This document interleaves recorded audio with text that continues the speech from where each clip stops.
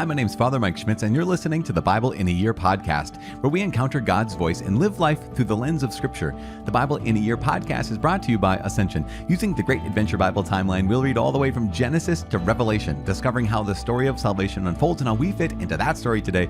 It is day 266, and you know what that means. That means that you are now in the double digits to go. So, I did the math earlier today, and I crunched the numbers, and it turns out there's 99 days left, just like yesterday there was 100. But now, I think it's significant to say, you have less than triple digits. It's now double digits, which is, well done. We're reading today Matthew 27 and 28, the conclusion of the Gospel according to St. Matthew, as well as Proverbs chapter 19, verses 25 through 29.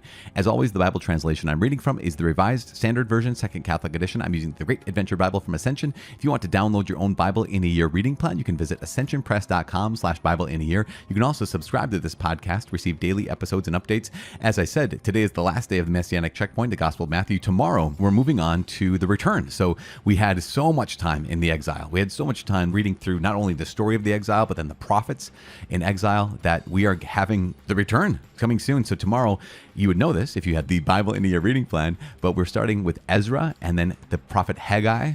And after Ezra, there's Zechariah and there's Nehemiah and there's Esther. All those stories. We're very excited. That starts tomorrow. Today is day 266. We're reading Matthew 27 and 28, Proverbs 19, verses 25 through 29. The Gospel according to Matthew, chapter 27. Jesus brought before Pilate. When morning came, all the chief priests and the elders of the people took counsel against Jesus to put him to death. And they bound him and led him away and delivered him to Pilate the governor. Judas hangs himself. When Judas, his betrayer, saw that he was condemned, he repented and brought back the 30 pieces of silver to the chief priests and the elders, saying, "I have sinned in betraying innocent blood." They said, "What is that to us? See to it yourself." And throwing down the pieces of silver in the temple, he departed, and he went and hanged himself. But the chief priests, taking the pieces of silver, said, "It is not lawful to put them into the treasury, since they are blood money." So they took counsel, and bought with them the potter's field to bury strangers in. Therefore that field has been called the field of blood to this day. Then was fulfilled what had been spoken by the prophet Jeremiah, saying, "And they took the 30 pieces of silver, the price of him on whom a price had been set by some of the sons of Israel, and they gave them for the potter's field, as the Lord directed me." Pilate questions Jesus. Now Jesus stood before the governor, and the governor asked him, "Are you the king of the Jews?" Jesus said to him, "You have said so." But when he was accused by the chief priests and the elders, he made no answer. Then Pilate said to him, "Do you not hear how many things they testify against you?"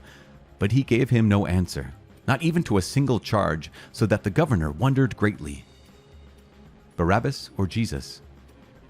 Now at the feast, the governor was accustomed to release for the crowd any one prisoner whom they wanted. And they had then a notorious prisoner called Barabbas. So when they had gathered, Pilate said to them, "Whom do you want me to release for you, Barabbas or Jesus, who is called Christ?" For he knew that it was out of envy that they had delivered him up. Besides, while he was sitting on the judgment seat, his wife sent word to him, "Have nothing to do with that righteous man, for I have suffered much over him today in a dream." Now the chief priests and the elders persuaded the people to ask for Barabbas and destroy Jesus. The governor again said to them, "Which of the two do you want me to release for you?" And they said, "Barabbas." Pilate said to them, "Then what shall I do with Jesus, who is called Christ?" They all said, "Let him be crucified." And he said, "Why? What evil has he done?" But they shouted all the more, "Let him be crucified." Pilate delivers Jesus to be crucified. So when Pilate saw that he was gaining nothing, but rather that a riot was beginning, he took water and washed his hands before the crowd, saying, "I am innocent of this righteous man's blood. See to it yourselves." And all the people answered, "His blood be on us and on our children." Then he released for them Barabbas, and having scourged Jesus, delivered him to be crucified. The soldiers mock Jesus. Then the soldiers of the governor took Jesus into the praetorium, and they gathered the whole battalion before him. And they stripped him, and put a scarlet robe upon him, and plaiting a crown of thorns, they put it on his head, and put a reed in his right hand. And kneeling before him, they mocked him, saying, "Hail, King of the Jews!" And they spat upon him, and took the reed, and struck him on the head. And when they had mocked him, they stripped him of the robe and put his own clothes on him and led him away to crucify him. The crucifixion of Jesus. As they were marching out, they came upon a man of Cyrene, Simon by name.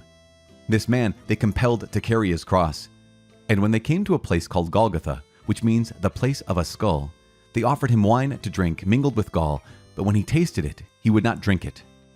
And when they had crucified him, they divided his garments among them by casting lots. Then they sat down and kept watch over him there. And over his head they put the charge against him, which read, "This is Jesus, the King of the Jews." Then 2 robbers were crucified with him, one on the right and one on the left. And those who passed by derided him, wagging their heads and saying, "You who would destroy the temple and build it in 3 days, save yourself. If you are the Son of God, come down from the cross." So also the chief priests, with the scribes and elders, mocked him, saying, "He saved others. He cannot save himself. He is the King of Israel. Let him come down now from the cross, and we will believe in him. He trusts in God. Let God deliver him now if he desires him, for he said, 'I am the Son of God.'" And the robbers who were crucified with him also reviled him in the same way. The death of Jesus. Now from the 6th hour there was darkness over all the land until the 9th hour. And about the 9th hour Jesus cried with a loud voice, "Eli, Eli, lema sabachthani?" That is, my God, why have you forsaken me?" And some of the bystanders, hearing it, said, "This man is calling Elijah." And one of them at once ran and took a sponge, filled it with vinegar, and put it on a reed, and gave it to him to drink. But the others said, "Wait, let us see whether Elijah will come to save him." And Jesus cried again with a loud voice, and yielded up his spirit. And behold, the curtain of the temple was torn in two from top to bottom, and the earth shook, and the rocks were split. The tombs also were opened, and many bodies of the saints who had fallen asleep were raised.